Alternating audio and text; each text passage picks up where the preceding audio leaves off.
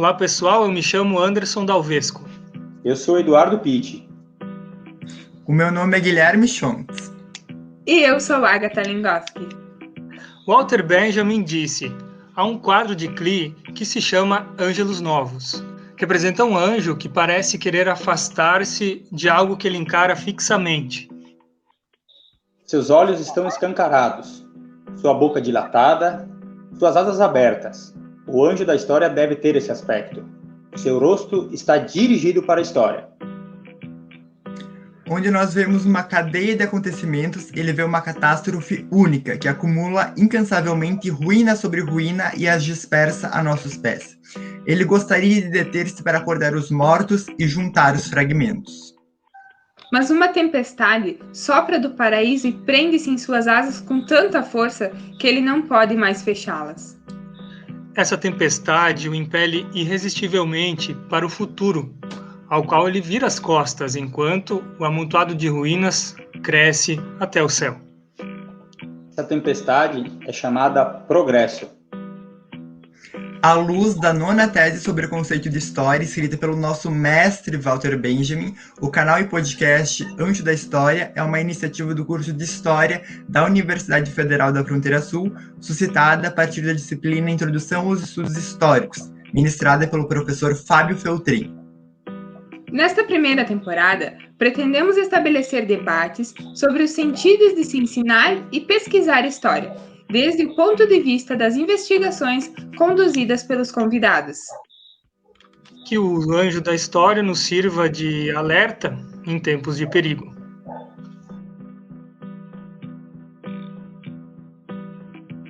Deve. Hoje, o Anjo da História, podcast de acadêmicos do curso de História da Universidade Federal da Fronteira Sul, entrevista 2 convidados. Eles são Carlos Comaceto e Cleonice Bison, historiadores, mestres. Carlos pela UPF de Passo Fundo e Cleonice pela UFS, no campus de Chapecó. Ambos lecionam na Rede Pública Municipal de Concórdia, Santa Catarina, e têm seus estudos sintetizados entre a prática do ensino e também tratam da colonização camponesa, especificamente sobre o sul do Brasil, região do Alto Uruguai Catarinense. Então, Carlos e Cleonice, sejam muito bem-vindos ao nosso canal e podcast, que é o Anjo da História. Essa iniciativa do curso de História da Universidade Federal da Fronteira Sul, campus Erechim, que é orientada pelo professor Fábio Feltrin.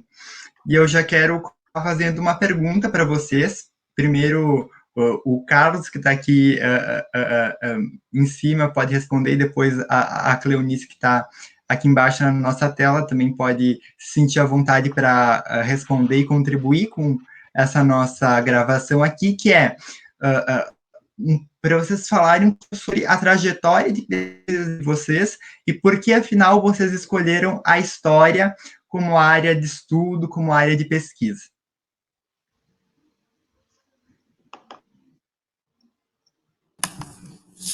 Tá bem, então, queria agradecer o convite de vocês, né?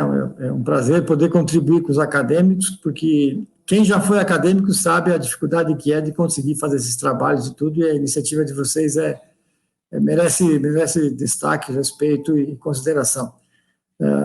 Por que eu escolhi história? Bom, eu trabalhei 25 anos numa área de engenharia mecânica.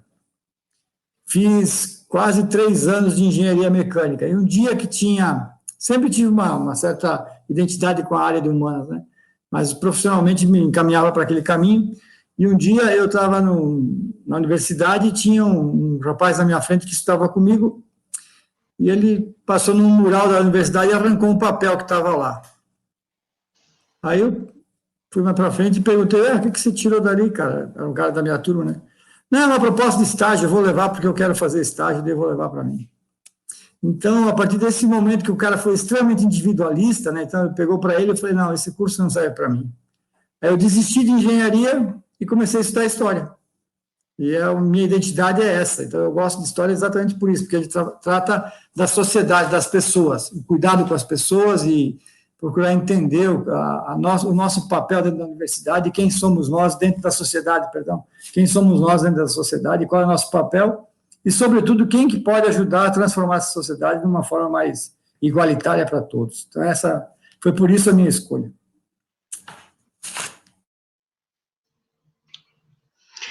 Reforço as palavras de agradecimento do professor Carlos. É gratificante para nós, professores, contribuir com vocês, novos professores. Quando eu optei, né, fazer história, foi porque eu não me encontrei no curso de licenciatura de português e espanhol. Então, eu iniciei nesse curso e eu não conseguia me encontrar com o grupo que estava ali. Quer dizer, os meus anseios, as minhas vontades, os meus desejos eram outros. E aí eu, por acaso, né, encontrei no corredor da universidade um professor anterior de história, e aí ele disse: "O que você está fazendo aqui na universidade?" Eu disse: "Estou fazendo português e espanhol." "Não, você tem tudo para fazer história." E aí eu: "Sério, professor? Nossa, você era ótima aluna em história." Pois então, pensei, concluí o primeiro semestre, e aí vi que, de fato, não era lá o meu espaço e fui para a história. E permaneço na história, e acho que nunca mais sairemos da história, porque a partir do momento em que construímos relações, né, sociais, a história nos abraça, né? Eu digo aos meus alunos o que eu vou dizer para vocês agora. A partir do momento que vocês nos convidaram para essa conversa, e eu conheci vocês, a nossa história se interliga, né? Então, essas relações são importantes. Eu já faço parte da história de vocês já fazem parte da minha história. Em algum momento vou citar vocês, em algum momento você citada, né? Então, acho que é bacana essas relações, essas conversas, esses diálogos, e a história é isso, a história vem para ensinar a gente a como se conduzir e a conduzir as coisas, como fazer uma leitura crítica dos movimentos que estão acontecendo cotidianamente. Então, obrigada pelo convite, e quem abraça a história não sai dela nunca mais, é uma coisa que empolga, a gente quer ler mais, quer ouvir mais, aí escolhe rumos, leituras, aquilo que a gente mais gosta, e depois disso não tem volta, né? É o câncer do mundo para historiador.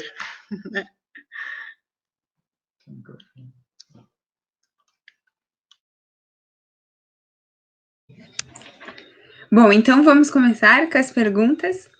A minha pergunta ela é sobre o nosso cenário atual. Atualmente a gente vive uma pandemia há mais de um ano e a educação foi muito prejudicada por isso. Nos últimos meses, principalmente, a gente teve quase uma guerra de pessoas que querem que volte à vida normal, querem mandar seus filhos para a escola, acham que está tudo bem, e de pessoas que estão com muito medo ainda. Eu acredito que nós somos essas pessoas que ainda estão com muito medo. E eu queria saber de vocês, nesse momento, o que vocês acham do ensino híbrido? Ele é uma opção? Ele é viável? Quem sabe pode dar certo? E quais são os riscos? Quero saber a opinião de vocês.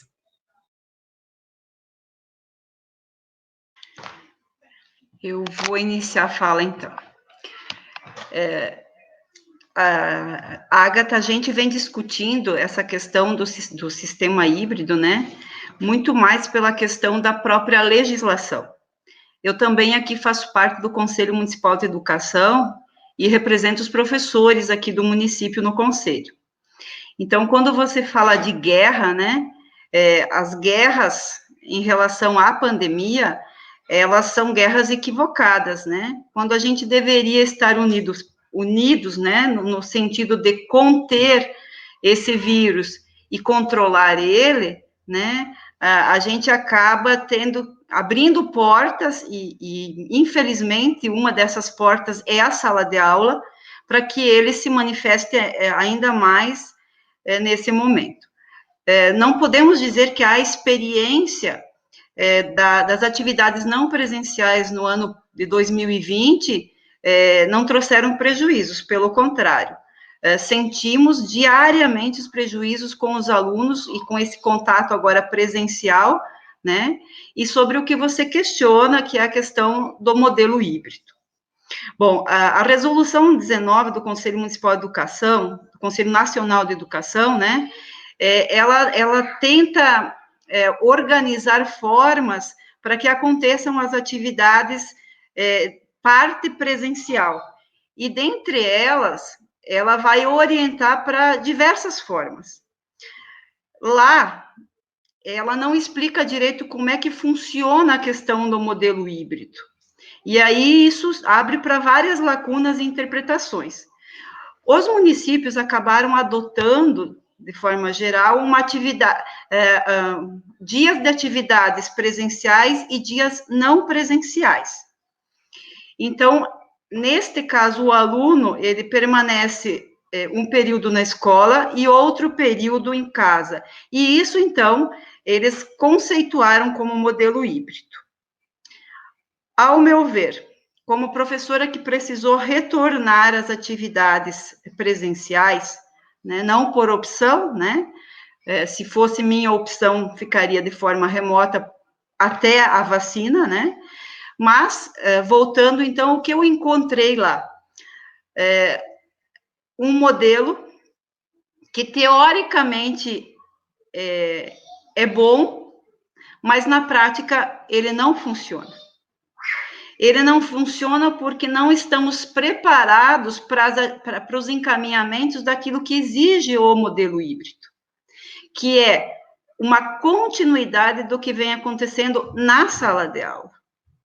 Então, como a gente não tem ferramentas modernas, os alunos não têm todos acesso a isso, não temos programas para que eles tenham essa sequência em casa da forma como deveria, acaba, eu vou usar uma expressão que é nossa, de sala de aula de professor, talvez poderia ser outra, né, mas acabamos que,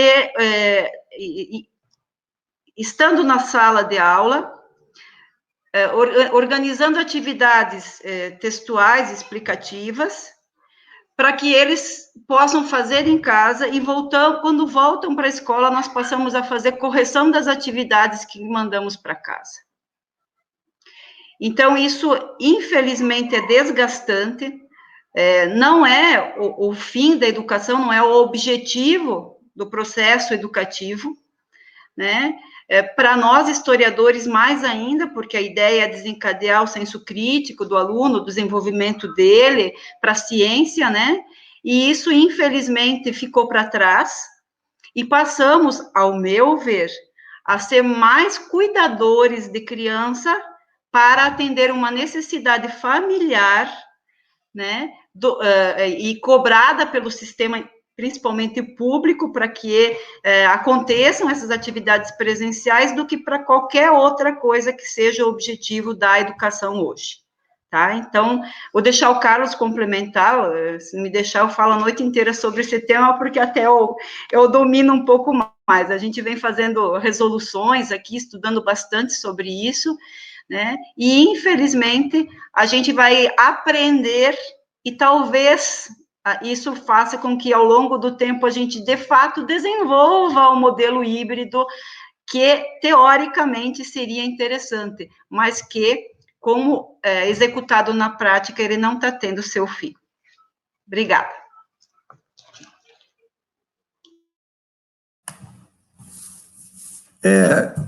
Como a Cleonice colocou aí, como ela explicou, né, o modelo híbrido, na sua concepção toda, ela tem que ter os alunos tendo o mesmo conteúdo simultaneamente. O que acontece hoje aqui em Concórdia, a realidade que a gente tem, pode ser que não seja a mesma em outros municípios. Aqui, os alunos foram divididos em 2 grupos, grupo 1, grupo 2, grupo A, grupo B. Então, um grupo vem na aula segunda, quarta e sexta, o outro grupo vem na aula terça e quinta. Na próxima semana, inverte-se os grupos, o que veio na segunda vai vir só na terça e tal. Então, dependendo do horário que você tem na escola, tem turmas que você vai ter aula de 15 em 15 dias, se der um feriado, você vai ter uma aula por mês, ou 2 aulas por mês com esse aluno. Então, esse modelo que está posto, ele não é um modelo híbrido, é um modelo de distanciamento das pessoas, só isso. E como disse a Cleonice, nesse atual momento, eu não percebi ainda na escola que eu trabalho, algum pai, algum professor, algum diretora da escola se preocupar com o conteúdo que a gente está ministrando, com o conhecimento, com a qualidade do conhecimento. A preocupação é só com a saúde. Então, ele passou álcool gel na entrada, ele está distanciado na sala de aula, ele no refeitório ele fez isso, fez aquilo, no intervalo de aula ele está longe dos outros colegas, como é que está isso? A preocupação é essa, não há uma preocupação com o conhecimento. E isso é o que mais me decepciona nessa atual conjuntura da educação no Brasil hoje.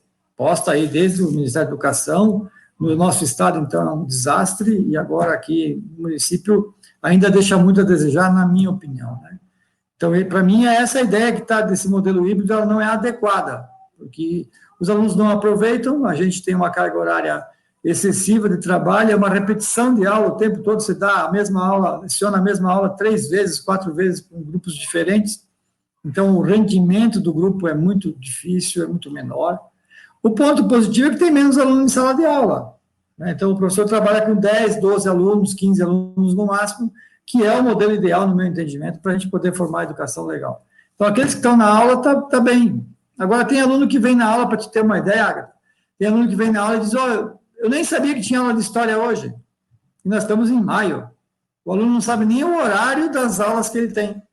Para te ver que essa despreocupação vem de casa e vem dele também. Então, esse modelo não é adequado no meu entendimento.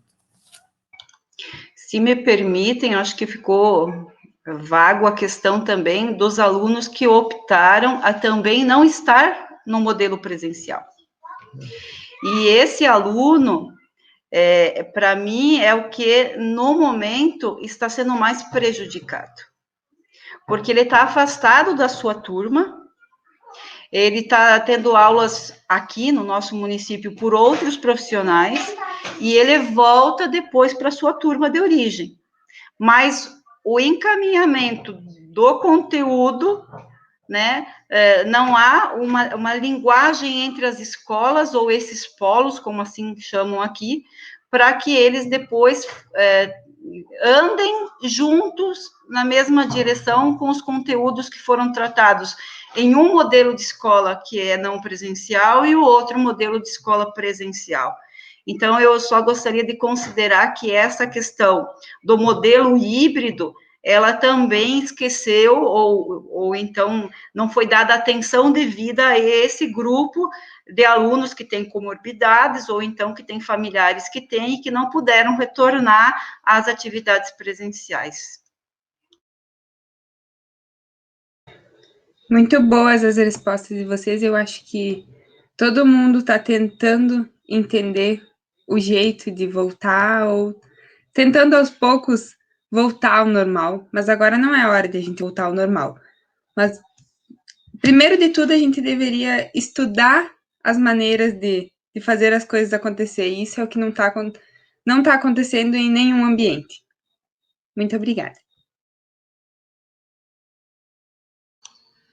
O que a gente percebe é realmente essa falta de, não vou falar diálogo, porque há diálogo de algumas partes, né, principalmente conselhos, que dialogam muito, se busca muito essa resolução, mas cabe achar um denominador comum que a gente percebe que é muito difícil, né? A gente faz aquela analogia aqui com a questão do Benjamin mesmo, o anjo da história, nunca vai conseguir ser barrado pelo progresso, né? Quer dizer, sempre vai estar com aquele vento abrindo a asa e nunca conseguindo fazer o que realmente deveria fazer, né? Então a gente tem que sempre lidar com essas questões. Vamos voltar um pouquinho aqui, vamos começar, aliás, para a questão histórica. Sei que vocês pesquisam muito, são historiadores profissionais aqui na região mesmo, né? A questão da colonização do Alto Uruguai, né? Se vocês poderiam nos falar um pouquinho, né? Essa influência europeia da colonização, a questão das empresas colonizadoras, né? E o camponês que se vê obrigado a estar colonizando a região, né? Gostaria que vocês falassem um pouquinho, conforme o estudo de cada um, sobre essa colonização que acha mais importante. Tá bem, pela idade eu vou falar primeiro, então, tá? Deixar que ela disse que é mais nova, ela fala depois.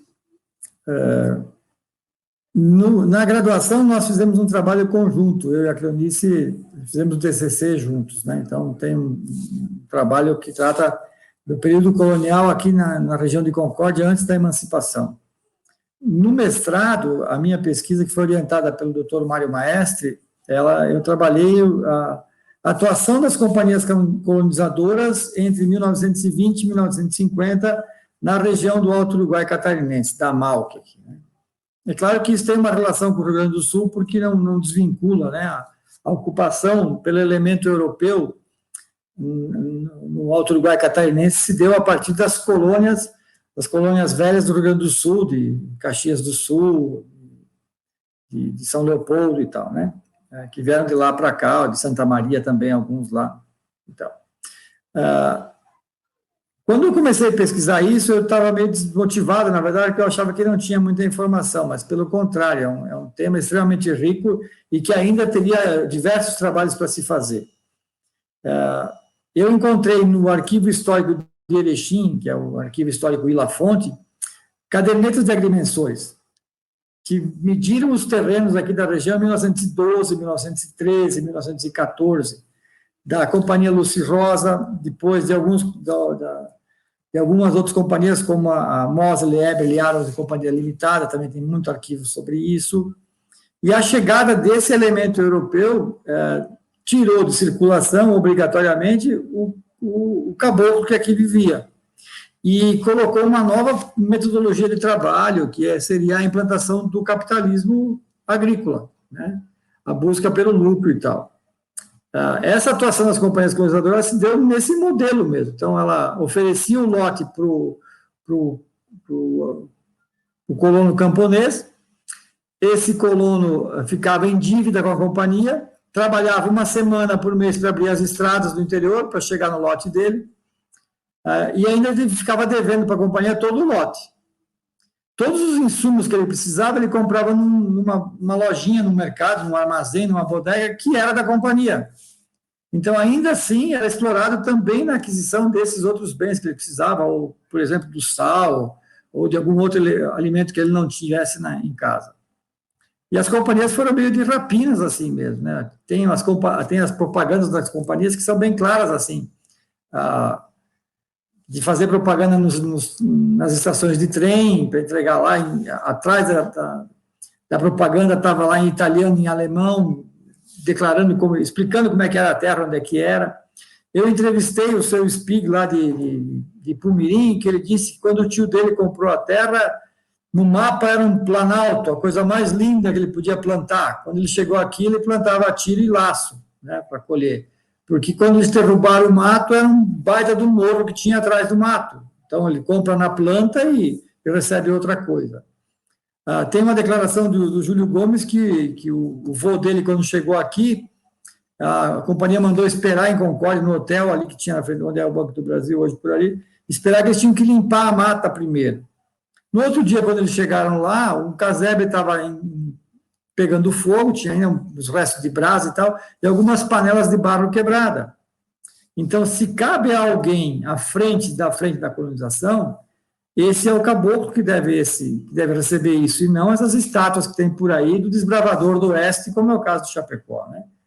Esses italianos e alemães, ou descendentes de italianos e alemães, foram ocupadores de um território que já estava ocupado, por posse, claro que era por posse, não era por propriedade, mas já estava ocupado. E foi desconsiderada essa população de caboclos que tinha aqui antes, né? E imposto esse modelo capitalista aí de produção na base do lucro. Mas claro que também não se deve negar que esses compradores de lotes também, de alguma forma, foram iludidos pelas companhias colonizadoras ou pelos seus proprietários, pelos sócios das companhias. Porque o que tinha para vender era um lote e eles compraram aquilo que foi negociado, né? Então, esses também enfrentaram dificuldades, porque, é claro, aqui era considerado um sertão, uma parte longe da estrada de ferro naquele período, hoje tem 50 quilômetros por aí, né? Então, o acesso era para a estrada de ferro e algumas coisas pelo Rio Uruguai, assim, muito pouco mesmo. E nunca foi considerada por essas companhias colonizadoras essas populações nativas, pelo contrário. né? Foram sempre desprezadas. E esse colono camponês trabalhou nesse sentido, com essa metodologia de ter lucro para poder pagar o lote e trazer mais famílias. Aqui em Concórdia tem uma característica um pouquinho diferente do Rio Grande do Sul, lá que as comunidades, elas são denominadas por linha com número, né? Linha 11, 12, 13, 14.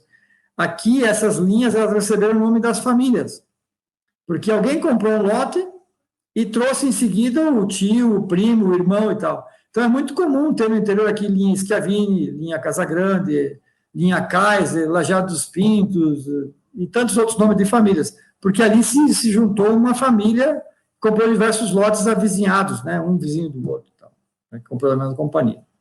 Bem, acho que você quer completar, né, Clarice?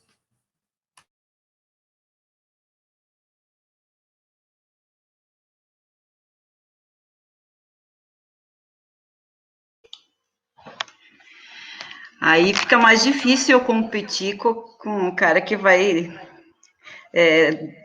dominar o assunto, né? Mas como o Carlos falou, a gente, desde o primeiro ano da universidade, nós iniciamos nosso TCC, né? Nosso trabalho de conclusão do curso. E isso é uma coisa que vocês deveriam provocar na universidade de vocês, porque isso é interessante. Geralmente, os cursos deixam para as últimas disciplinas para fazer esse trabalho de conclusão. E nós começamos no início. Então, conforme a gente ia tendo as disciplinas da sala de aula, a gente ia complementando e a gente já ia para a base de pesquisa nas entrevistas e buscando pessoas conforme o assunto que a gente estava tendo, a cadeira que a gente tinha na universidade. E isso fez com que a gente pudesse, por exemplo, quando trabalhou a Guerra do Contestado, que a gente teve várias cadeiras, né? Que a gente fosse para o Irani, fosse para todos. Nós fomos em vários redutos onde aconteceu a Guerra do Contestado, por exemplo, com a turma em sala de aula, e já encontrávamos, por exemplo, pessoas para fazer entrevistas, a gente já ia criando um banco de dados, na verdade. Né? E nos finais de semana a gente já ia para a prática da pesquisa muito antes do TCC, né? Tanto é que ao final do nosso curso, o nosso TCC se tornou um livro. Então, cada TCC virou um capítulo e como nossos colegas aqui, até era a primeira turma de História em Concórdia naquele período, né? Cada um era de um município diferente. Então, esse livro tem a história de vários municípios feitas pelos colegas nossos historiadores em 2004, foi a nossa turma, né? Mas por que eu digo isso? Porque lá, quando a gente trabalhava isso, e talvez eu entre um pouquinho no tema seguinte já, a gente trabalhava a questão de quem eram os grupos que estavam aqui, né? Para tentar trazer, então, a influência do imigrante. E esse imigrante, então, quando vai ocupar esse espaço, o Carlos bem diz, né? É através das companhias colonizadoras. E precisamos retomar essa questão da influência das companhias, no sentido de que não era a intenção colonizar, mas foi uma necessidade colonizar, porque as empresas que assinaram o contrato de ocupação para fazer a estrada de ferro na nossa região, elas tinham quilômetros, né? Eram 15 quilômetros de cada lado da ferrovia para dividir terras e colocar gente para ocupar esses espaços. E aí nós vamos ter vários elementos interessantes nessa conjuntura e que devem ser considerados, né? O primeiro deles, ao meu ver, partindo agora 13 de maio, a gente vai estar comemorando, se a palavra é comemorando, né, mas rememorando a Lei Áurea, né, que é assinada em 1988, e nós vamos ter um grande número de pessoas que vão migrar dos movimentos sociais de 1900, revolta da vacina, chibata, enfim, que vão estar se associando na construção da ferrovia, porque assim julgados, né, tiveram que sair dos seus espaços e aí passaram a cumprir pena na construção da estrada de ferro, né? Então, nós temos o elemento do negro, do escravo, nós temos o elemento de quem já estava aqui, do indígena, e nós temos o elemento do que a gente chama de caboclo, ou também em algumas regiões, como Arlene Henke diz, brasileiros, né? Que é essa mistura étnica, que a Arlene Henke também nos ensinou, né, e ela diz muito claramente, Ágata, né, eu falo Ágata porque é a mulher aqui do grupo, né, que é o estupro, né, da indígena pelo português, né, então, esse caboclo que vai estar aqui nessa região é aquele que não pôde voltar para sua família indígena, porque lá não poderia mais, e essa mulher, então, tenta se organizar junto aos portugueses, mas também não é aceita, e aí a nossa população, ela passa a ser muito grande no sentido desse novo grupo também estar associado à construção da estrada de ferro. Então, nós temos negros, nós temos indígenas, nós temos a minha pequena, nós temos Obrigada.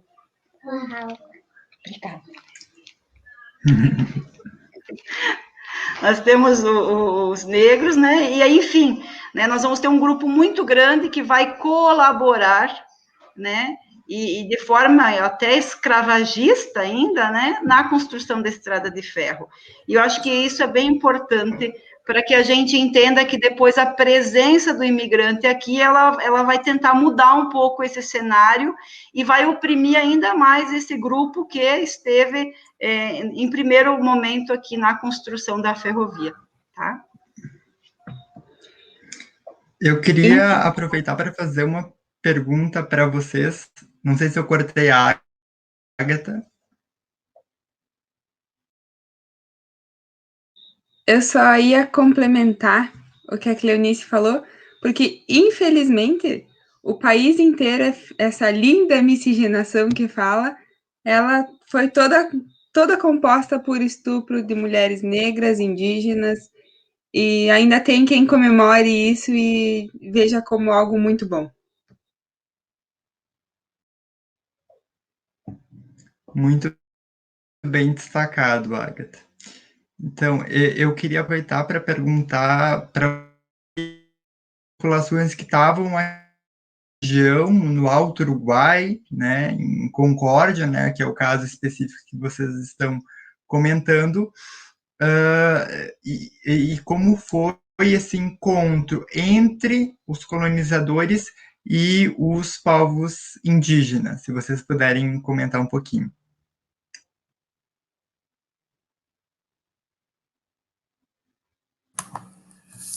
Viu, Guilherme, quando nós fizemos o TCC, porque eu e a Cleonice, como a gente estudou junto, né, a gente fez o TCC e fizemos diversas pesquisas. Bem como ela disse, desde o primeiro ano da universidade, a gente já fazia isso, já fizemos isso. Então, teve alguns casos aqui de Concórdia, depois eu posso completar com aquilo que eu pesquisei no mestrado. Mas na graduação já, nós encontramos diversos depoimentos de pessoas que a gente entrevistou, a dona Terezinha Nespro, por exemplo, que é de uma comunidade chamada Presidente Kennedy aqui, né?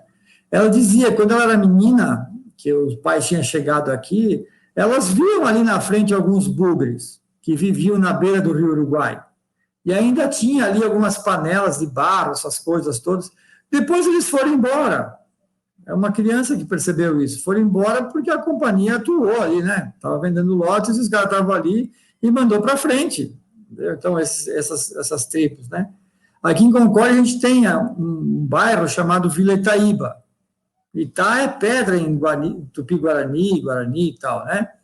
Assim como a cidade de Ita tem esse nome, porque é uma mistura, é uma área, não uma mistura, é uma área onde conviveu tribos caigangues, certamente. Isso tem um monte de destaques disso. Nós hospedamos o ano retrasado aqui na nossa casa uma pesquisadora do CEON de Chapecó, Miriam Carboneira, ela e o Daniel, outro colega dela.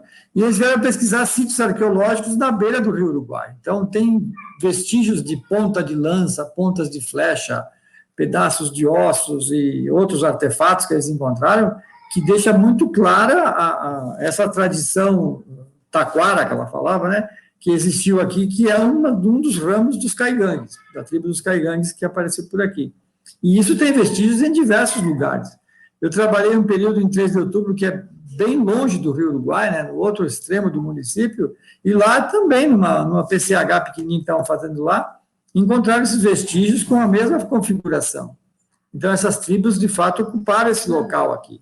E a gente sabe que essas tribos nativas ocuparam, e como a Cleonice já colocou, dessas tribos nativas e essa mistura com o elemento europeu, que surgiram os caboclos. E esses caboclos, então, ocuparam um pouco o lugar aqui também, né? Da mesma forma. E outro depoimento que a gente teve do seu Firmino Martins, que ele disse, não, aqui em casa, e é Lajado dos Pintos, que é o outro lado, né? Outra comunidade. Ele falou, não, aqui de vez em quando tinha... que passava aqui uma tribo, passava uns 4, 5, 12 índios lá para cá. Carlos, só um momentinho. Então, eles passavam aqui índios, ele viu isso, quando menino. Né? A sogra dele que estava conosco na entrevista, estava ele, a esposa e a sogra, né? Aí ela disse assim, a sogra, a gente estava conversando no meio da entrevista, a senhora disse, a minha avó foi pegar cachorro. Né? Então, ela gritou mais ou menos assim, né? A gente tomou um susto até no meio da entrevista. Falei, ué, mas eu estava entrevistando outro cara, a sogra, a senhora sogra deixa eu falar, né? Porque vai que dá problema na família ali. Então, aí ela disse, explicou para a gente que os ocupadores, os colonos, vieram aqui e largaram os cachorros atrás dessa tribo nativa que tinha aí, para expulsar, para pegar e mandar embora. Então, essa ocupação ela não se deu de modo tão amigável, tão bonitinho, como se vê em alguns livros das colonizadoras, dos colonizadores. Né? É claro que o elemento, o colono em si, ele foi uma massa de manobra para a atuação das companhias colonizadoras. No Alto Uruguai, da minha pesquisa, essas terras aqui, elas pertenciam à baronesa de Limeira, que é fruto de uma relação do Dom Pedro I com a Marquesa de Santos, lá. Né? Se a gente for a Chapecó, existe um lugar ali chamado Linha Baronesa de Limeira. Então, essa área aqui pertencia ao Império. No final do Império, essa área é distribuída para as companhias colonizadoras fazerem a exploração. Né? Foi doada para eles, né? Então isso é uma coisa que ainda está no ar, que caberia pesquisar como é que as companhias colonizadoras conseguiram a propriedade desses lotes para comercializar. Que no fim do Império, ali em 1888, 89, essas companhias tiveram o título de propriedade da terra. Né? A gente sabe da lei de terras de 1850 e tal, mas eles tiveram essa propriedade depois. Né? Que é bem distante, como disse a Cleonice, dos 15 quilômetros da estrada de ferro, que a gente pode tratar aí, se vocês quiserem, sobre o contestado em outro momento, né, ou depois, sei lá. Tá? Um fato interessante, só para concluir a fala do Carlos, né, é que quando ele cita, né, esse senhor que é de Lajado dos Pintos, a gente fez uma lista de entrevistados e foi fazendo as entrevistas. E num certo dia a gente foi numa casa entrevistar uma senhora, e em nenhum momento a gente fez relação com esse entrevistado anterior. E a gente, ao entrevistar, a gente descobriu que a família dela era a mesma família do entrevistado anterior, e eles eram irmãos. E eles não se viam há 20, sei lá, 40 anos, era muito tempo em função de que quando eles tiveram que abandonar as terras, né, cada um migrou, casou e foi para um lado diferente, e ela migrou para o Paraná. E depois, ao retornar para a Concórdia, ela nunca mais teve contato com a família dela. E aí nós reunimos e fizemos uma atividade num sábado, uma atividade de conversa com nossos entrevistados, e levamos os dois. E eles se viram há muito tempo depois, né, e foi uma coisa muito legal, que isso que é bacana da história, sabe? Lembrar aí esses fatos, assim, de que a gente se envolveu com a história de outras pessoas, permitiu que eles tivessem esse contato, que eles pudessem se ver de novo, e moravam no mesmo município e nenhum sabia mais do paradeiro do outro, né? Então, essa é bem bacana, assim, foi um momento ímpar aí para nós nas entrevistas e desejo que isso também aconteça para vocês aí no futuro. Só para completar, daí, essa exposição ela tinha um título bem interessante que nós que criamos, né? Era a Semana dos Museus e tal. Era Nos Trilhos e Trilhas de Concórdia. Foi bem bacana isso aí, tem um folder e tal. E aí, esse momento eu não participei porque eu estava num outro compromisso. Mas os relatos da Cleonice e outro pessoal que participou é algo que me emocionou bastante. Então, marcou a gente por essa relação, por essa reação e esse reencontro que uma pesquisa de história proporcionou para duas pessoas. Então, só aí já pagou a pesquisa da gente, sabe?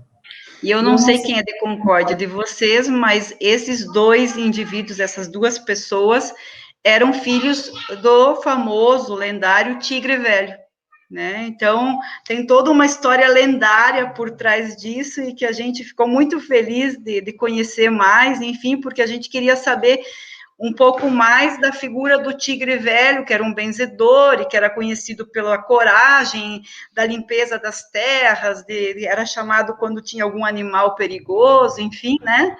E que logo foi trabalhar na venda do Caetano Chuqueta aqui, né, que era um colonizador e que lentamente perdeu todas as terras que a família tinha pelas empresas colonizadoras. Por quê? Porque não tinha terra legalizada, né? Vivia aqui há muito tempo, era caboclo, né? E, enfim, perdeu todo o seu espaço e a família toda teve que sair de Concórdia. E, infelizmente, são relatos também, né? Da parte ruim da colonização e que precisam ser escritos por alguém também.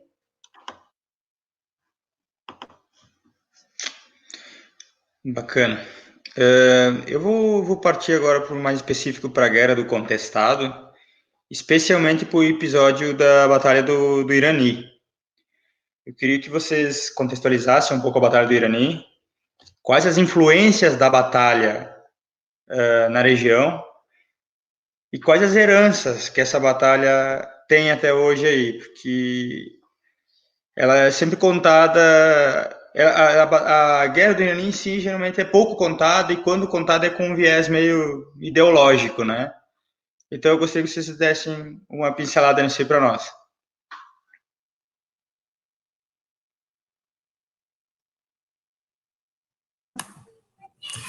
Tá. Você fala uma coisa bem importante aí, né? Nós entramos no curso de História em 2000. A nossa graduação foi em 2004. Até 2000, eu morei em Concórdia e outros lugares e tal, e bem pouca coisa eu sabia sobre o contestado. Muito menos que tinha havido uma batalha aqui em Irani. E isso que eu já tinha, né, entrado na universidade, já tinha trabalhado em outros lugares e tal. Eu fui descobrir isso no primeiro ano da universidade, que teve uma batalha tão perto da gente aqui. E compreender isso. Então, na escola, eu não lembro no 8º ano, 7º ano, sei lá, no ensino médio, naquela época era 2º grau, no ensino médio, de ter ouvido algum professor de qualquer matéria que fosse comentar sobre isso. Então, certamente, né, nos livros de história não devia constar algo sobre isso na década de 70 e início da década de 80. Não me lembro disso, né? Hoje eu não tenho mais exemplar desses livros, mas não lembro disso. Depois que a gente tomou conhecimento desse episódio, dessa guerra no território contestado, né, que daí tem uns autores que falam isso, né, que não é guerra do contestado, porque eles não brigaram com ninguém, eles que vieram aqui brigar com os caboclos, né, os caboclos estavam aqui, os caras que invadiram aqui, na verdade, né, a luz da história, no meu entendimento, é esse, né, os caboclos estavam em Irani porque era a posse deles, viviam ali, quem veio para cá foi o Exército Paranaense, o Exército Catarinense, a Força Nacional, que veio atrás dos caras, que estavam na terra deles, por posse, claro, por posse, mas estavam na terra deles, né. Posteriormente, a universidade, a gente tomou conhecimento disso, e aí, claro, tem uma infinidade de obras sobre o contestado, né. A Marli Auras, para mim, é uma referência nisso, da Irmandade Cabocla, ou então o Paulo Pinheiro Machado, né, que faz um trabalho belíssimo nisso. O Milton Kleber Pereira Amador, aqui de Concórdia, também escreveu sobre isso. O Delmir Valentini, né, que escreveu sobre isso, que foi professor nosso na graduação, né? Então, hoje é muito mais fácil de poder usar isso em sala de aula. E eu não quero deixar bem claro, assim, eu trabalhei com ensino médio ano passado, numa escola particular. Esse ano eu trabalho com ensino fundamental numa escola pública municipal, né? Mas há ainda um desconhecimento muito forte sobre o contestado aqui em Concórdia. Dos alunos, dos outros colegas professores, poucos sabem, poucos se interessam e conseguem compreender isso. Bom, com a Batalha de 12 de outubro, lá de 1912, né, e a morte do monge, do João Galberto e tal, o Fabrício das Neves, que era um dos caboclos que estava ali, ele se alojou aqui na região de Concórdia. Quando ele soube que ia ser perseguido pelas forças do Paraná e de Santa Catarina, ele veio para cá. Então, Concórdia tem uma relação muito próxima com o contestado, embora meio que escondido isso na história, né? Na minha dissertação, eu escrevo um pouco sobre isso. E teve outros escritores, aí o Martins, lá de Florianópolis, também escreveu, né, um livro sobre o Fabrício das Neves, encontrou o túmulo dele, familiares dele e tal, e coisa, que a família Fabrício das Neves é muito forte no Irani, né? Tem muita gente ainda que convive ali, que são parentes disso. Então, essa ocupação dos caboclos aqui na nossa região de Concórdia tem a ver com o contestado, sim, porque alguns deles vieram para cá, saíram da batalha de lá e vieram para cá. A turma do Fabrício das Neves, como chamam aí os jagunços, né? É engraçado que eles chamam esses caboclos de jagunços, mas na minha pesquisa do mestrado, eu encontrei fotos de companhias colonizadoras que os caras estavam todos armados, de cavalo e arma e espingarda e tal. Um deles foi juiz da comarca, o outro foi prefeito, o outro aqui foi deputado estadual, que estava ali de cavalo caçando as pessoas. Isso não era jagunço, isso aí era gente de bem tentando expulsar os caboclos daqui, porque estavam ocupando a terra. Jagunço era o outro cara que vivia ali, incipiente, né? Porque, como eu disse para vocês, a gente percebia naquelas cadernetas dos agrimensores, tem assim, roça de cana, armazém do Oliveira, isso logo depois, 1916, 1918, de onde que veio esse povo? Né? E com esses nomes, para fazer pequenas roças de cultivo, um carreiro para carregar, que a mula carregasse alguma coisa ali, né, que trazia um trajeto e tal, eles mostram isso muito claro. Os agrimensores são muito bons desenhistas, né? Então tem a área do rio do lado, todo o desenho isso. Então esse povo veio certamente, uma parte pelo menos, do contestado, da Batalha do Irani para cá, né? Então, o Carlos deixou bem claro essa influência populacional de ocupação do território, né?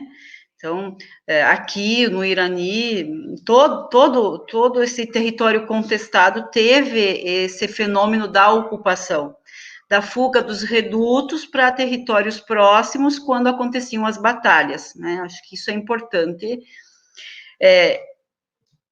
Pete, eu queria só fazer um comentário que é mais uma dica, né, para vocês que estão começando agora e a gente aprendeu ao longo do tempo, né? Na escola, a cada 2 anos, 3 anos, a gente faz troca de livro didático. E nós aqui em casa, a gente resolveu que o nosso... Mãe, quando vai ter a hora de dormir?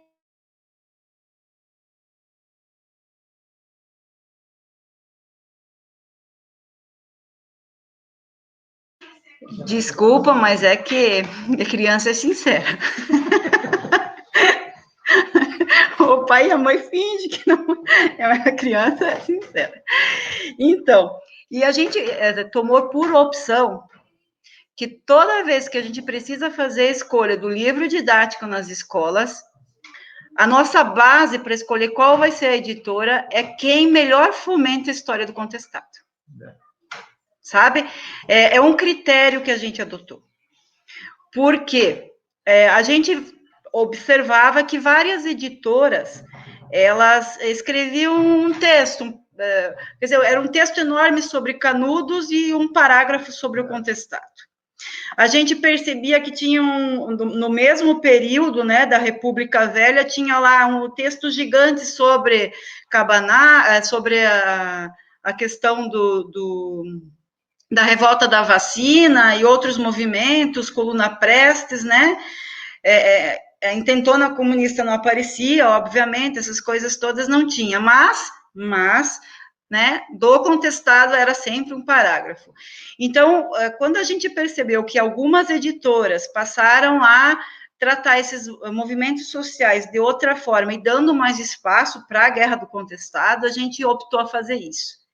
E eu acredito que para nós que queremos guardar a história da nossa região, reforçar o movimento que teve aqui, esse movimento social muito importante para a ocupação da nossa região, né, acho que a gente tem que priorizar essas pequenas coisas que lá no final elas mudam muita coisa, principalmente em sala de aula para muitos alunos que só têm o livro didático como uma ferramenta de pesquisa. Né? Isso eu queria pontuar.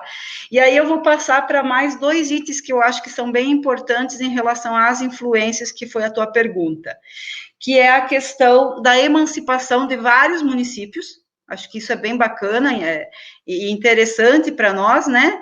Porque nós pertencíamos praticamente todos a Campos Novos, né, e depois é criado o Cruzeiro, de Cruzeiro daí começa uma repartição de vários municípios que vão emancipar a partir disso, e dentre eles tem Irani, Concórdia, mas primeiro Joaçaba, né, enfim, Chapecó, um pouquinho antes. Então, essa emancipação, essa forma de conduzir esses pequenos territórios, ela é um resultado da Guerra do Contestado e que deve ser lembrado, né? E a outra questão que é bacana e interessante tratar é essa questão do fenômeno messiânico. A gente sabe que tem muita lenda, tem muita coisa em relação a isso, e eu gosto de tratar isso, porque, e aí eu vou sempre citar a Ágata aqui, tá? A Ágata vai ser sempre citada, porque nós vamos ter a presença da mulher no campo de batalha, né? Então, aquela coisa da virgem, né, santa, tratada pelos monges, ela não é uma virgem santa calada, né? Ela é uma virgem santa que vai carregar uma bandeira, que vai estar à frente de vários redutos e que vai estar vestida e pronta para a guerra, né? E que vai melhor conduzir tropas, né? Então, em vários momentos que mulheres como Maria Rosa, Chica Pelega e outras tantas que são citadas pela bibliografia aparecem, é nesse sentido que a gente também tem que ter um olhar, né? Que esses monges, eles ressuscitam a figura da mulher sob o ponto de vista dela ser importante para a luta, até porque eles se diferenciam de monges de figuras que a gente associa atualmente no sentido religioso, porque eles eram pessoas que andavam por toda a região, tanto aqui, e trabalho Canudos também, né, pega Antônio Conselheiro, eu não consigo separar essa questão do messianismo, né, eu vejo que eles têm uma relação muito próxima com aquilo que está acontecendo no cotidiano, na realidade local ali, e isso vai influenciar muito, né, os movimentos a darem certo, né, então eu não consigo tratar aqui a questão do fenômeno como religioso ou messiânico, mas sim que essas pessoas que tinham esse conhecimento da natureza, que tinham esse conhecimento por andarem e ouvirem muitas falas de todos os lugares, eles acabaram conduzindo muito bem e organizando muito bem as atividades feitas dentro dos redutos. E para quem trabalha a geografia, tem outro elemento interessante, que é a questão do relevo. Eles exploraram muito bem o relevo, e eu acho que a escolha do Irani, ela também está muito ligada a isso, né? Então, ou regiões altas, ou muito íngremes, né? Eu acho que é bem interessante essa forma como eles também tratavam para fazer, como eles chamavam, quando alguém atacasse para fazer a defesa, agora me fugiu o nome, enfim, para a autodefesa deles, o relevo foi extremamente importante, né? Então, é isso que eu queria concluir, e eu acho que deixa eu só ver se eu... outra dica, tá? Acho que é bacana essa troca de ideias. Muitas coisas que a gente encontrou também sobre essa questão da presença do indígena, do caboclo, ou de como foram alguns relatos desse período, né, no início de 1900, que é o que vocês estão questionando agora da Guerra do Contestado, são os registros das próprias igrejas, tá? E um dos documentos que a gente usou bastante e que a gente desconhecia é o livro Tombo. Então, toda a igreja mais antiga, toda a capela, estou falando de igreja agora católica, apostólica mesmo, tá? Ela tem um livro onde tem registros de 1900, 1945, 1950, né, do que acontecia todos os dias. E ainda é feito esse registro dentro das igrejas. E esse livro Tombo dizia assim, o pároco, enfim, era responsável para fazer. Então, tem até a questão climática lá.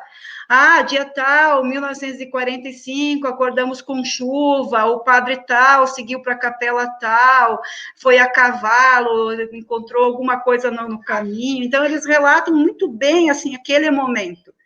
Então, para vocês que estão trabalhando pesquisa, iniciando, eu acho que vocês deveriam, pelo menos, conhecer esse material ou buscar ter informações sobre isso. Então, nós que pesquisamos o período anterior à emancipação, a gente firmou a existência, por exemplo, de um grupo muito forte indígena na nossa região e a presença muito forte do caboclo, porque o livro Tombo fez com que a gente firmasse aquilo ali também como uma verdade.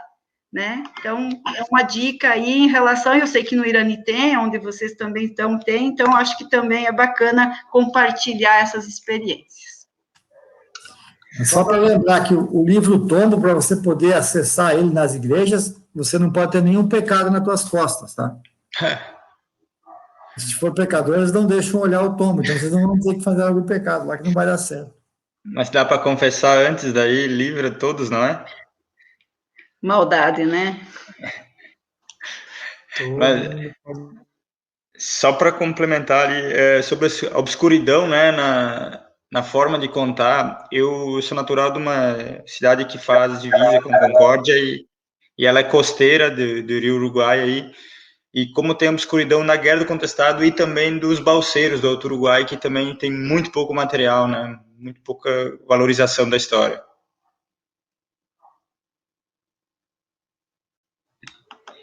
Então, para finalizar, eu acho que vamos esperar um pouquinho. Seu Fernando, pode refazer. Pode refazer a pergunta, por favor? Então, para finalizar as questões, eu trago para vocês agora a pergunta geradora do curso, né? Geradora do nosso trabalho, pergunta que nos fez estar aqui. Para vocês, qual é o sentido de pesquisar e ensinar história hoje?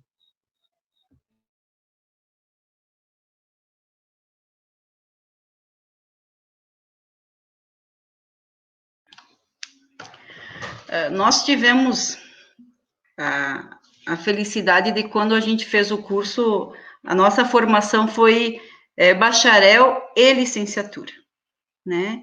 Então, muitas disciplinas nos orientaram para a profissão de historiador, né? Que é a pesquisa, né? O historiador, ele se faz, se constrói com aquilo que ele vai pesquisar e que vai, então, deixar registrado, ou seja, a construção da historiografia, né? E como profissionais, então, na prática do professor, né, a gente também teve algumas disciplinas muito mais ligadas às questões didáticas, que é bem importante também, né?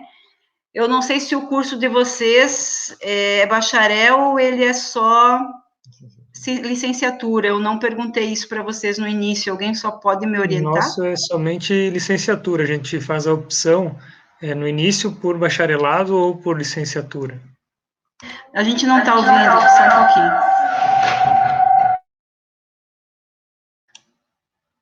Alô?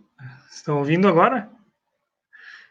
No início do nosso curso, a gente faz a opção já na matrícula por licenciatura ou por bacharelado. No nosso caso, é licenciatura em História. Tá, ok. Então, vocês vão trabalhar bastante nessas questões de metodologia didática, que é bem interessante. Por que eu faço essas duas diferenciações, né? Porque quando a gente trata da questão da pesquisa, nós vamos dedicar um tempo muito maior para leituras e compreensão do que vem acontecendo, né, no contexto atual, ou então tentando trabalhar outros períodos históricos para contextualizar. E já na sala de aula, o professor, né, ele vai ter mais dificuldade de trabalhar com pesquisa. Vocês vão encontrar raros professores que conseguem organizar, preparar suas aulas e fazer pesquisa ao mesmo tempo, né? Não deveria ser assim, porque a pesquisa, ela deveria fazer parte do trabalho de qualquer área, de qualquer ciência, né? E há uma falha muito grande nesse processo, que é a formação do profissional. Então, quando nós temos os cursos de formação, e a formação que, ao meu ver, eu entendo que deveria ser uma formação continuada, e essa palavra continuada, ela não acontece, né? Essas formações, elas deveriam estar direcionando o profissional, o professor, né, no caso nosso, da licenciatura também, para a pesquisa. E a pesquisa é o que vai fundamentar, ela é o que vai dar a base, o suporte para o professor na sala de aula, né? Nessa semana, por exemplo, eu estava trabalhando com o 6º ano fontes históricas. E eu falava da questão da fonte oral, da importância da fonte oral. Mas como é que você faz um aluno do 6º ano, de 10, 11 anos, entender a importância de uma fonte oral? Ele ainda não conseguiu entender a dimensão do que é isso, né? E para nós, historiadores, a fonte oral, ela é a única forma, no momento, de registrar aquilo que vai ser esquecido na história, né? Que é a entrevista. Eu acho que o colega que é do Irani, se não tivesse feito todo um trabalho de pesquisa a campo do contestado com moradores, né, dessa região a tempo, muito se teria perdido da história do contestado e que hoje está registrada em função dessa possibilidade. Então, a pesquisa, ela fundamenta qualquer profissional, em especial o profissional da licenciatura. O que nós precisamos, professores, é cobrar formações que tragam esse tema à discussão e que o professor, quando ele sai, o profissional, quando ele sai da academia, ele não se perca num processo onde não há mais pesquisa, onde ele simplesmente passa a ser o reprodutor da historiografia e não mais aquele que vai fazer isso. Então, eu entendo que aquela atividade que a gente vai fazer lá com o aluno, lá do 6º ano, inicia lá a vontade de querer conhecer as coisas, que é uma pequena entrevista sobre um pequeno tema, né? Aí, quando você está trabalhando no 8º ano, Revolução Francesa, por exemplo, tentar trabalhar a questão... nem vou trabalhar, vamos pegar a questão da Revolução Industrial, né, que se faça uma entrevista do processo com pessoas que passaram pelo processo de manufatura, né, que é um período anterior, maquinofatura, enfim, até chegar aos dias da tecnologia de hoje. Então, que a gente não perca esse espaço, como profissional, de explorar a pesquisa também dos nossos alunos e orientar os alunos de como se faz uma pesquisa de fato. Né? Os nossos alunos, eles não sabem fazer pesquisa, e eles não são orientados a fazer pesquisa.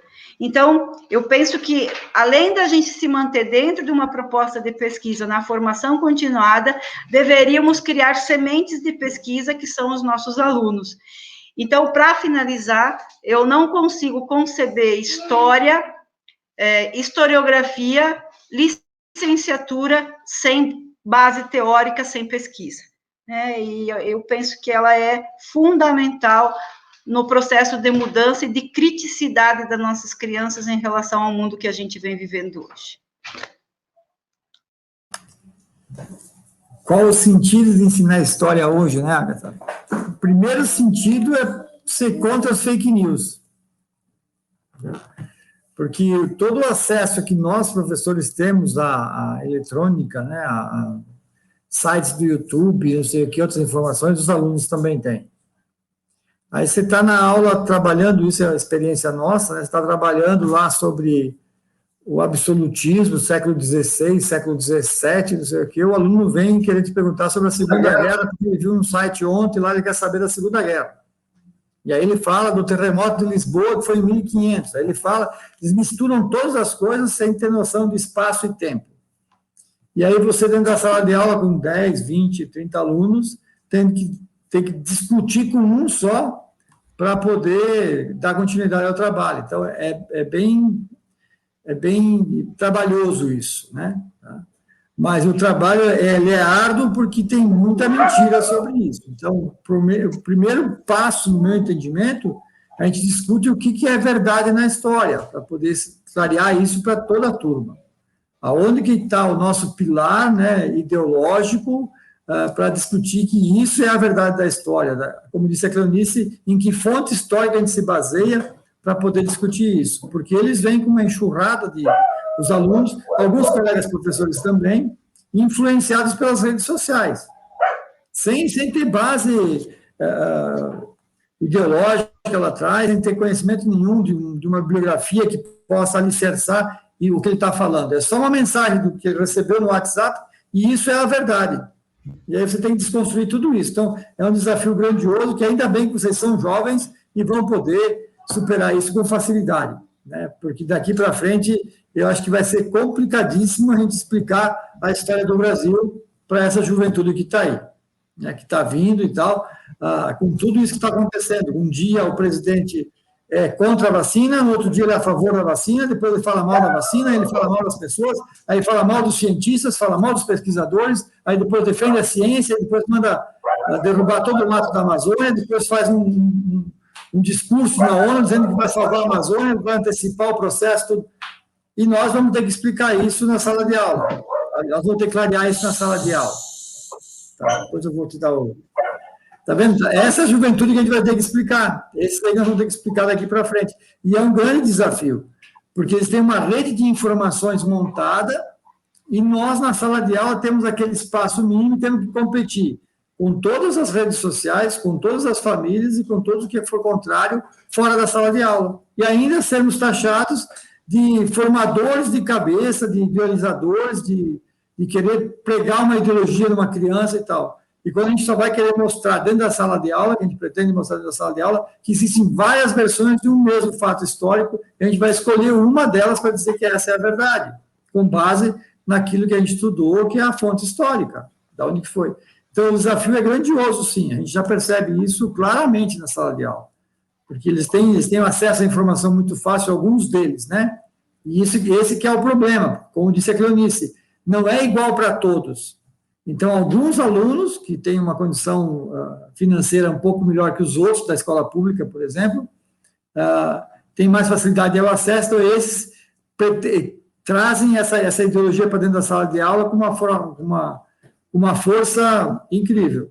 E, por outro lado, você pega outros alunos que são menos abastados, que ficam lá à mercê dessa informação. Daí é o aluno contra o professor e o outro aluno ali tentando entender por que está acontecendo essa discussão, sem ter acesso a isso, né? E isso também acontece na escola privada. Como eu disse para vocês, eu trabalhei ano passado e tem uma parte dos alunos que estão lá que é um grande esforço da família colocar o filho lá, porque acho que vai ter um ensino de melhor qualidade do que a pública, né? E, na verdade, os professores com melhor formação, né, mestrado, pós-graduação e especialização, alguns doutorados e tal, estão na escola pública. Né? Na escola privada tem poucos com essa graduação, né? E aí eles pensam que vai ter a maior qualidade lá e não tem, na verdade. O que falta, na verdade, é acesso igual para todos, como disse a Cleonice no começo. Se o ensino híbrido fosse garantido com acesso para todos de forma igualitária, seria bacana. Aí daria para trabalhar, e eu acho que a gente poderia influenciar mais as pessoas em ter a sua opinião. Não é influenciar eles a ter a nossa opinião, é influenciar eles a pesquisar e saber, ó, você tem direito a ter uma opinião. Como já disse os iluministas lá, né? Eu vou defender sempre o direito que você tem de falar o que você quiser, cara, né? A razão é a finalidade de tudo aí. Acho que é isso, né? Carlos, Cleonice, em nome do podcast, em nome de nós aqui, 4, gostaríamos de agradecer demais a presença de vocês, pela disponibilidade, né? Dizer que o exemplo de perseverança dentro da história vai ser levado para frente aí com esse exemplo de vocês dois, né? O companheirismo de vocês é muito contagiante para a gente que está iniciando na academia, né? E só agradecer, né? Perdão, alguma coisa aí que foi dita aí durante essas 1 hora e 10 minutos. Né? Acredito que foi muito proveitoso para nós, aprender muito, criar esse liame, né, de conhecimento e trazer. Lógico que vocês têm uma formação ou tiveram algum contato com a Fronteira Sul já, mas trazer pessoal que está desenvolvendo um trabalho pela região, pelo Brasil mesmo, né, é muito gratificante para nós. Obrigado por todo esse auxílio aí nesse podcast.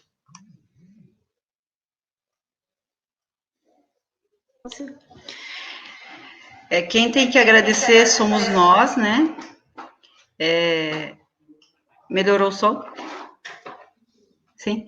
Quem tem que agradecer somos nós. Eu gostaria de agradecer ao convite.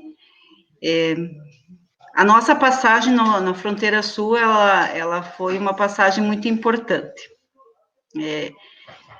Eu estive na Fronteira Sul em 2016, iniciei o curso lá, foi a primeira turma de História do mestrado, e foi num momento delicado da história do Brasil, que foi o golpe, né, dado a Dilma.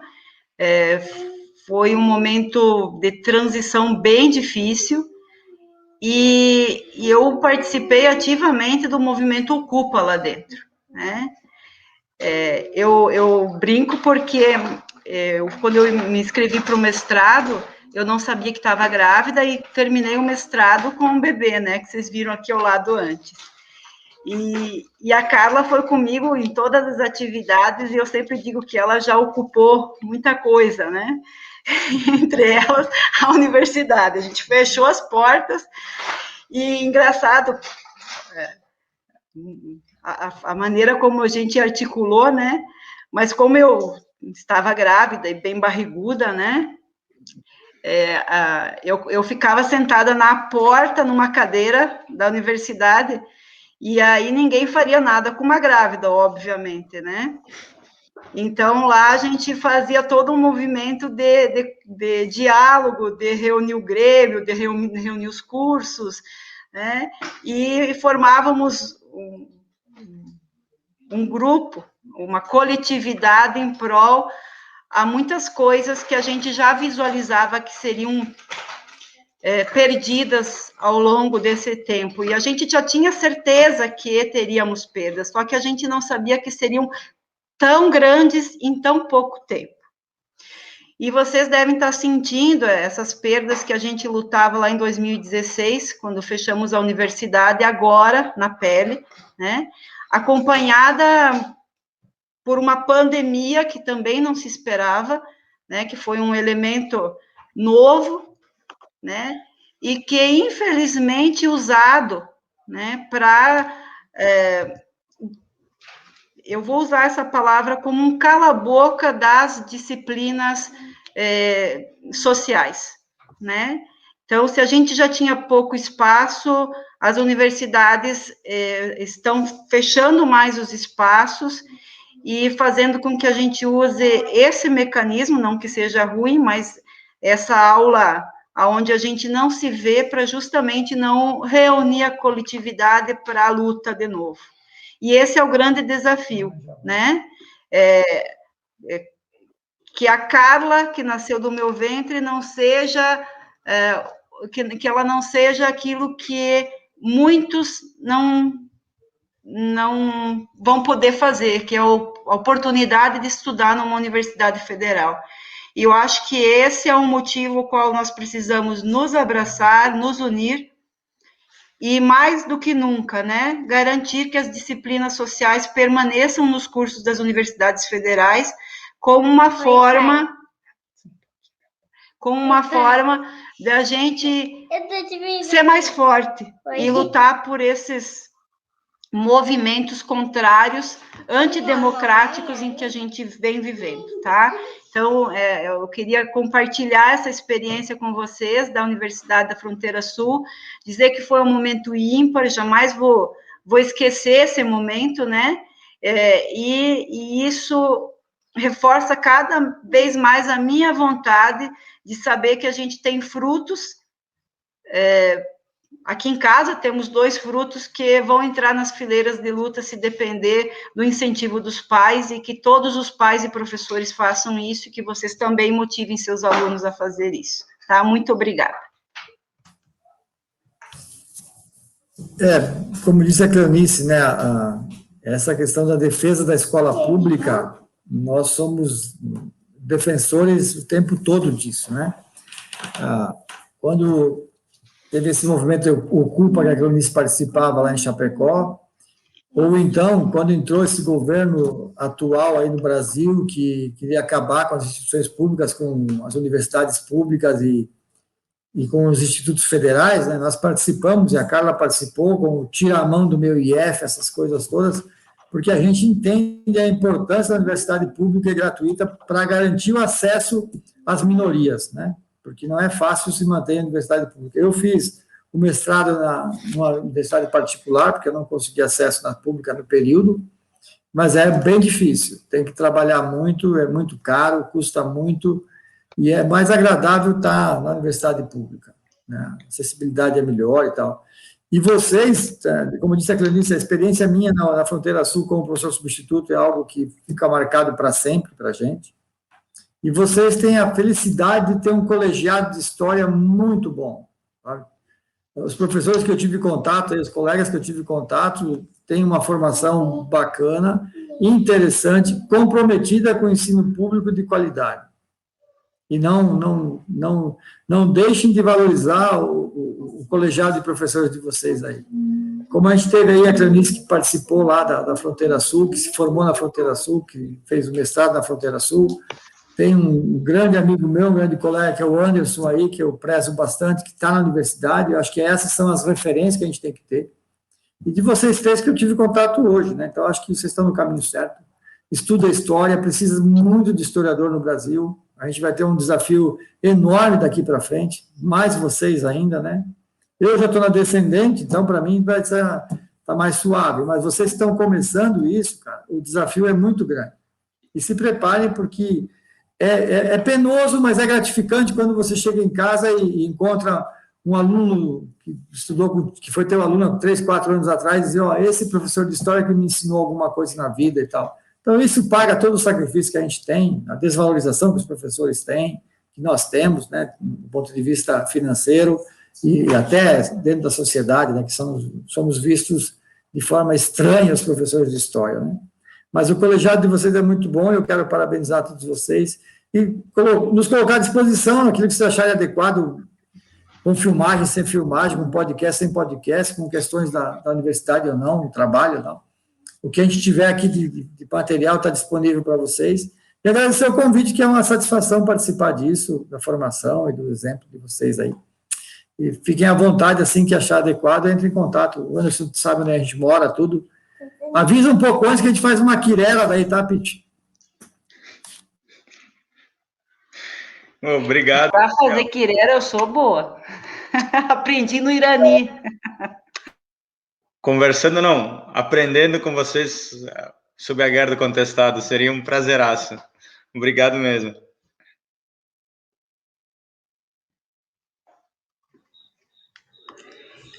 Então é isso, gente. Muito obrigada por terem aceitado participar disso com a gente. Isso é muito importante para nós, está sendo muito legal realizar esse projeto.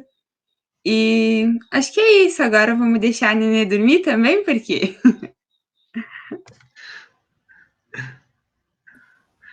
Então, Boa noite, muito obrigada. É isso, Tá? gente. Muito obrigado. Só deixa eu fazer propaganda das nossas redes sociais, do pessoal que está assistindo, se inscrever no YouTube, acessar o Spotify, é Anjo da História. No Facebook e no Twitter é @Anjo da História. No Instagram é @anjodahistoria.ffs. E o site é anjodahistoria.wordpress.com. Então é isso. Muito obrigado, Carlos e Cleonice. Ficou muito bom e até as próximas. obrigado, valeu.